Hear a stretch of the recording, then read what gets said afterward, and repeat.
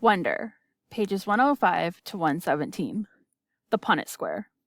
If I have children, there's a 1 in 2 chance that I will pass on the defective gene to them. That doesn't mean they'll look like August, but they'll carry the gene that got double dosed in August and help make him the way he is.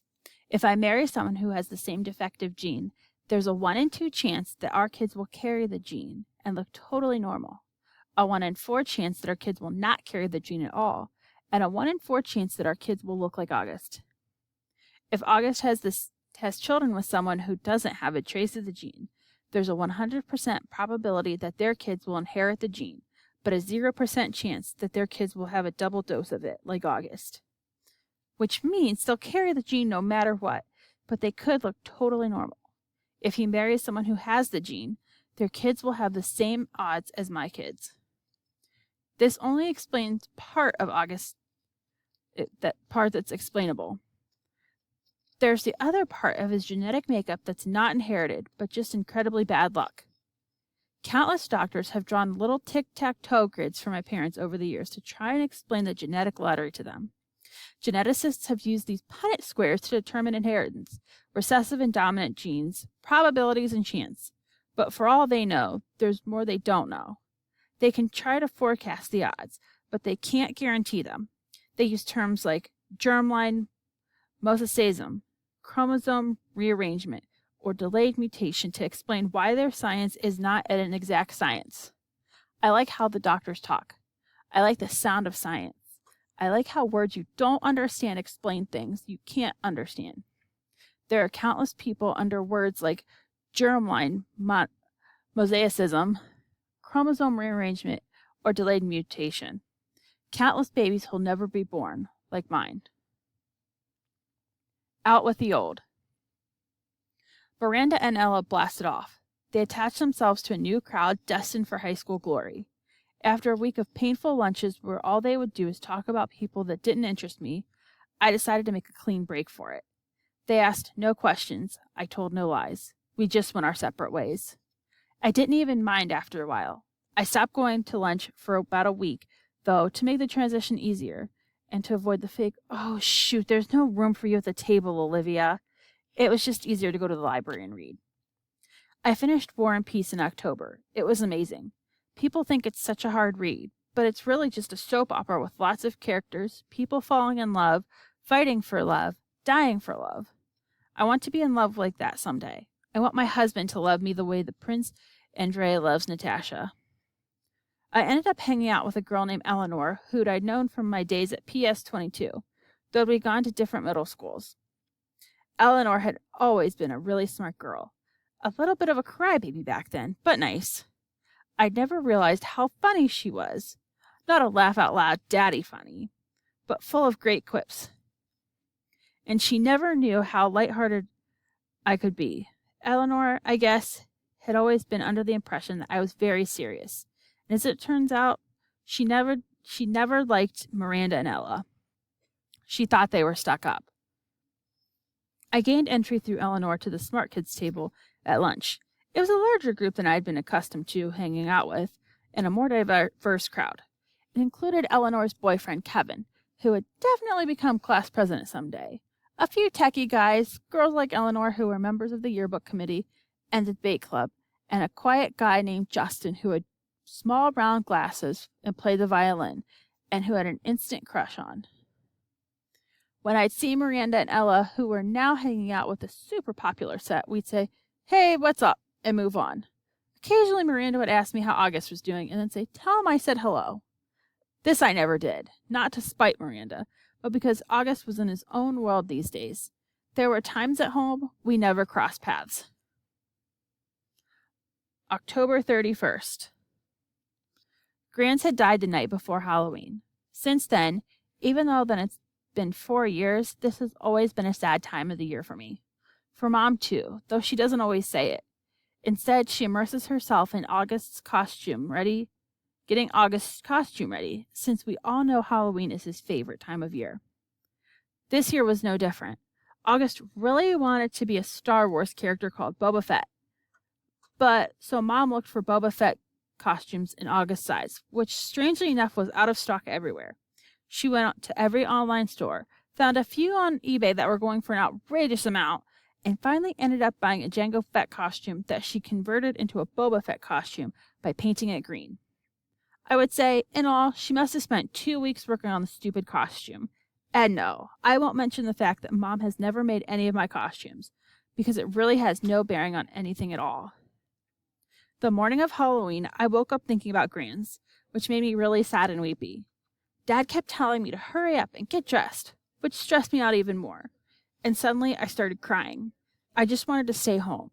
So Dad took August to school that morning, and Mom said I could stay home, and the two of us cried together for a while.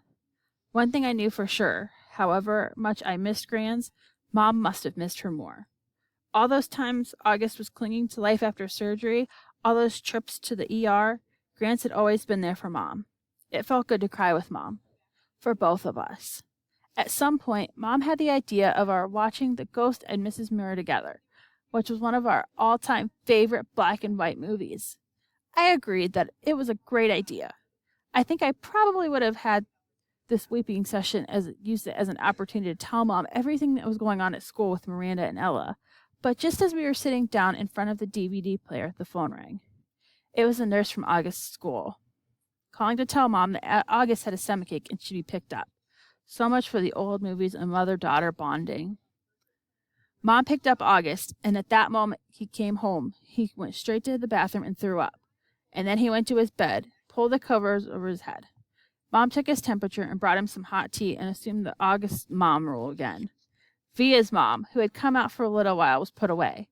I understand, though. August was in bad shape. Neither one of us asked him why he wore his bleeding Scream costume to school instead of the Boba Fett costume Mom had made him. If it annoyed Mom to see the costume she had worked on for 2 weeks tossed on the floor unused, she didn't show it. Trick or treat.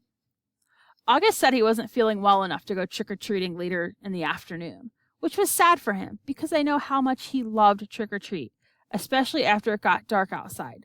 Even though I was well beyond trick-or-treating stages of my life, I usually threw on some mask or other to accompany him, up and down the blocks, watching him knocking on people's doors, giddy with excitement. I knew it was one night a year when he could truly be like every other kid. No one knew he was different under that mask. To August, that must have felt absolutely amazing. At 7 o'clock that night, I knocked on his door. "Hey," I said. "Hey," he said back. He wasn't using his PlayStation or reading a comic book. He was just laying in bed looking at the ceiling. Daisy, as always, was next to him in bed, her head draped over his legs. The bleeding Scream mask was crumpled up on the floor next to the Boba Fett costume. "How's your stomach?" I said, sitting next to him on the bed. "I'm still nauseous." "You sure you're not feeling up to Halloween parade?" "Positive." This surprised me. Usually, August was such a trooper about his medical issues, whether it was skateboarding after a few days after surgery or sipping through food through a straw when his mouth was practically bolted shut. This was a kid who's gotten more shots, taken more medicine, put up with more procedures by the age of 10 than most people would have put up with in 10 lifetimes, and he's sidelined from a little nausea? "You want to tell me what's up?" I said, sounding a bit like Mom. "No." "Is it school?" "Yes." "Teachers? Schoolwork? Friends?" He didn't answer. "Did somebody say something?" I asked. "People always say something," he answered bitterly. I could tell he was close to crying. "What happened?" I said. He told me what happened. He had overheard some very mean things by some boys that were talking about him. He didn't care about what the other boys had said, except that he was hurt that one of the boys was his best friend, Jack Will. I remember his mentioning Jack a couple of times over the past few months. I remembered Mom and Dad saying he seemed like a really nice kid, saying they were glad August had already made a friend like that. "Sometimes kids are stupid," I said softly, holding his hand. I'm sure he didn't mean it. "Then why would he say it?" I said. "He's been pretending to be my friend all along. Tushman probably bribed him with good grades or something. I bet you he was like, 'Hey, Jack, if you make friends with the freak, you don't have to go take any tests this year.'" "You know that's not true, and don't call yourself a freak." "Whatever. I wish I'd never gone to school in the first place." but I thought you were liking it. I hate it! He was angry all of a sudden, punching his pillow. I hate it! I hate it! I hate it! I hate it! He was shrieking at the top of his lungs. I didn't say anything. I didn't know what to say. He was hurt. He was mad. I let him have a few more minutes of his fury. Daisy started licking the tears off of his face. Come on, Augie, I said, patting his back gently. Why don't you put on your Jango Fett costume and... It's Boba Fett! Why does everyone mix that up? Boba Fett costume, I said, trying to stay calm. I put my arm around his shoulders. Let's just go to the parade, okay? If I go to the parade, Mom will think I'm feeling better and make me go to school tomorrow. Mom would never make you go to school, I answered. Come on, Augie, let's just go. It'll be fun, I promise. I'll let you have all my candy.